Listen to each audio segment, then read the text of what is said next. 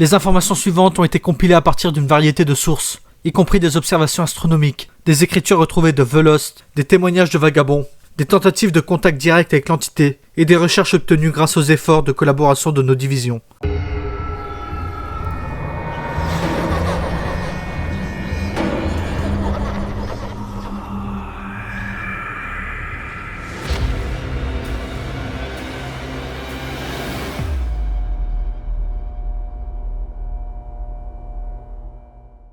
Dans certains niveaux cosmiques des backrooms, à savoir le niveau 78, le niveau 217, le niveau 599, le Space Cap, etc., les vagabonds peuvent rencontrer l'entité 700, également connue sous le nom de Solaris. L'entité 700 se reconnaît à sa forme humanoïde et à sa nature variable, qui dépend des facteurs environnementaux. Observée de loin, dans son état dit naturel, elle a le plus souvent la taille d'une étoile géante rouge moyenne, bien qu'elle puisse proportionner sa taille à celle de quoi que ce soit avec lequel elle interagit si nécessaire. Indépendamment de sa taille, l'entité 700 possède un physique musclé, des cheveux longs à l'image du ciel nocturne et semble porter une armure dense, de couleur sombre autour de son corps. Actuellement, le matériau à partir duquel cette armure est fabriquée n'est pas identifiable. L'entité 700 a des yeux de pupille adaptables, qui peuvent s'acclimater à l'obscurité extrême, et des sens extraordinaires capables de détecter les ondes électromagnétiques. Elle a également la capacité de détecter des corps célestes exceptionnellement instables. L'entité 700 possède une vaste gamme de capacités, notamment celle de démolir les corps célestes et de déchirer le tissu de l'espace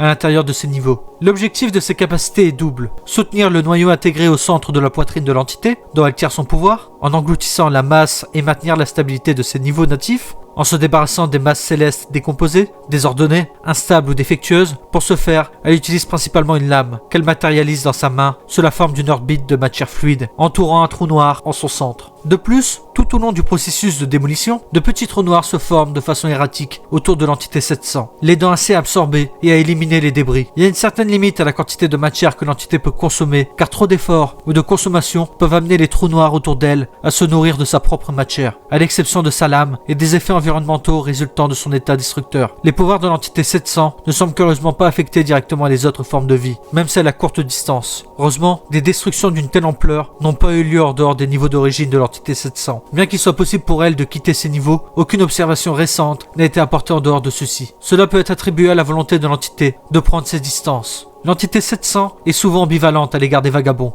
bien qu'il faille s'attendre à ce que ses actions soient parfois imprévisibles. L'entité montre de l'irritabilité envers ceux qui interagissent avec elle, mais aussi des remords pour tout dommage potentiel causé, bien qu'il y ait eu des incidents au cours desquels des vies ont été perdues parce qu'on l'avait dérangée. Il semble qu'elle s'efforce d'éviter tout contact avec les autres. L'entité 700 a été observée comme ayant 3 états primitifs discernables. L'actif, c'est l'état par défaut de l'entité, dans lequel elle est considérée comme la plus stable et la plus tranquille. Dans cet état, elle est relativement passive et neutre, bien que peu d'informations soient disponibles pour quantifier l'étendue de son comportement, car il s'agit de son état le plus rare. Destructeur, également connu sous le nom d'état de travail, il s'agit de la période pendant laquelle l'entité 700 s'occupe de se nourrir des corps célestes. Elle doit se concentrer pour mener à bien ce processus sans endommager le reste du niveau. Durant cet état, les pouvoirs cataclysmiques de l'entité sont les plus forts et les plus actifs. En raison de sa volatilité accrue durant cette phase, toute interaction peut provoquer par inadvertance une réaction néfaste de la part de l'entité. En outre, les explosions et les débris créent un environnement dangereux et non navigable pour les vagabonds.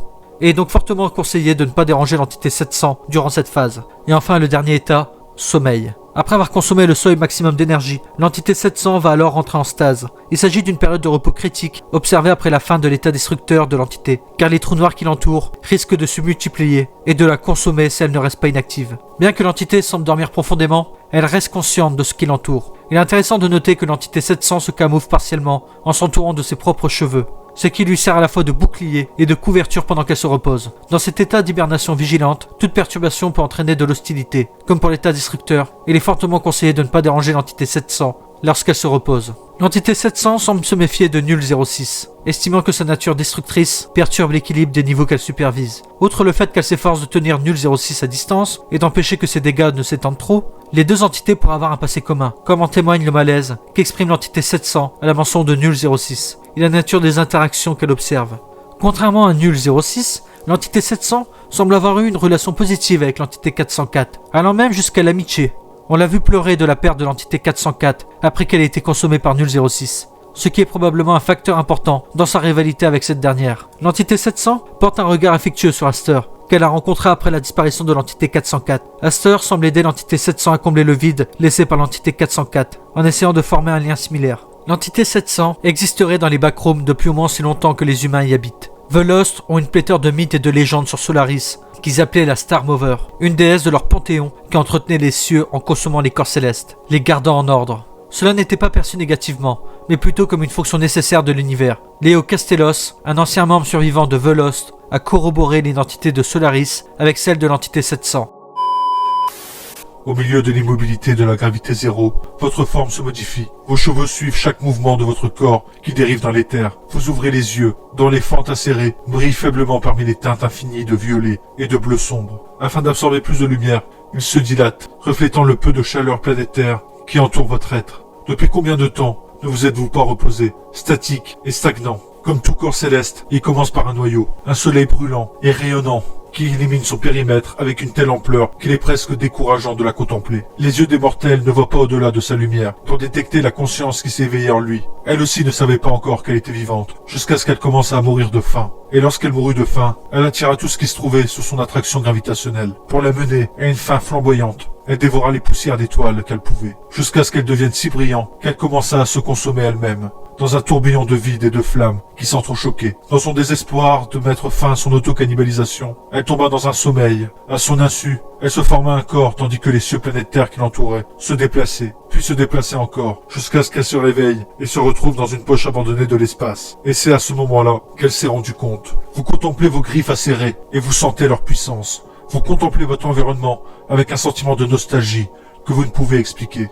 Vous avez détruit tant de choses pour vivre si peu, pour vous consacrer à la purification d'un domaine qui n'était même pas sous votre contrôle. En repensant à ce jour, vous vous sentez envahi par le même désespoir que celui qui vous a envahi lorsque vous avez échoué dans votre mission. Mais, ô Solaris, tu as survécu dans les limites de ce royaume. Tu le surveilles toujours avec diligence, comme tu l'as toujours fait, n'est-ce pas? Tu portes en toi la force grandiose du cataclysme. Elle se trouve entre tes griffes et sous tes couches d'armure. Elle coule dans ton ichor. Tes cheveux, maintenant, sont serrés entre tes mains tremblantes. Bien que leur capacité à refléter les cieux célestes vous a autrefois apporté des visions de mouvement et des éclairs de couleurs flamboyants. Ils sont désormais ternes et ne reflètent que les faibles et ternes taches de lumière au loin, tout comme ils sont vides ici maintenant. Vous vous souvenez des fois où vous avez aperçu des gens qui vous regardaient avec des yeux émerveillés pendant que vous travailliez et où vous les avez rejetés sans ménagement. Comment vous les aviez rejetés par votre lame. Vous vous souvenez des petites silhouettes pétrifiées éparpillées dans les stations et les débris. Vous vous rappelez comment elles se recroquevillent de peur à votre vue.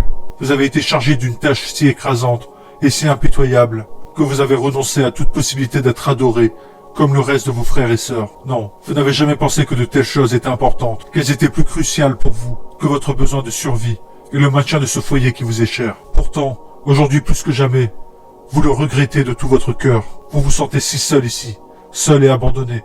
Oubliez, il n'y avait qu'un seul être qui vous comprenait vraiment, qui vous faisait vous sentir aimé, mais même lui est parti depuis longtemps, et n'est plus que l'ombre de lui-même. Maintenant, vous souhaitez voir des visages émerveillés, vous souhaitez pour une fois vous sentir reconnu et respecté, vous tenir fièrement debout avec votre lame au sol, une promesse que vous ne ferez plus le mal. Alors que vos pensées s'envolent vers ce qui aurait pu être, vous sentez votre corps souffrir, vos épaules s'affaissent à force de porter un tel poids, vos lèvres n'ont jamais esquissé un sourire, vos bras tremblent, et vous continuez à regarder les griffes qui enserrent vos cheveux. Ces mêmes griffes ont écrasé la poussière d'étoiles sous elles, alors que vous regardez ces restes, tentez d'échapper à votre emprise. Un dieu n'est pas censé se sentir aussi faible, aussi inutile, c'est ce que vous pensez. Si vous aviez eu le pouvoir de créer, vous auriez été vénéré. Vous ne seriez pas ici, à vous nourrir du cataclysme pour survivre. Vous ressemblez à une ancienne puissance de dissémination, le corps bâti avec la solidité des astéroïdes et du sang planétaire. Vos yeux semblables à un trou noir, et les cheveux comme un manteau de nuit, arrachés au ciel. Pourtant vous n'avez pas réussi, vous ne vous êtes pas racheté, n'est-ce pas? Ô grand Solaris, vous avez choisi de rester ici, et de pourrir aux côtés de tous les corps célestes dont vous vous êtes débarrassé, sans personne pour vous pleurer. Une grande déesse rendue pitoyable, par un pouvoir qui n'a pas toujours été utilisé à bon escient. Et voici qui conclut le rapport sur cette entité. Est-ce qu'elle vous a plu? Est-ce qu'elle vous a intéressé? Et à très bientôt dans les Backrooms. Bye!